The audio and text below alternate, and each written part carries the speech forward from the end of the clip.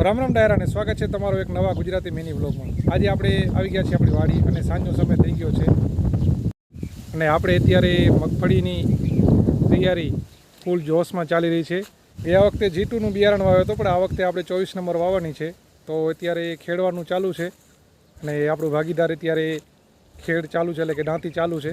તો ચાલો એની પણ આપણે મુલાકાત લેતા આવી અને તમે પણ મગફળીની તૈયારી કેવી કરી રહ્યા છો એની કોમેન્ટ એક આ બ્લોગમાં જરૂર કરી નાખજો।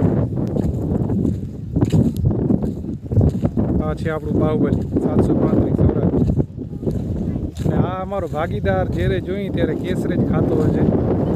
જો માવો બનાવવાનું ચાલુ છે અને હવે આપણું વારો આવી ગયો છે ખેતર ખેડવાનું।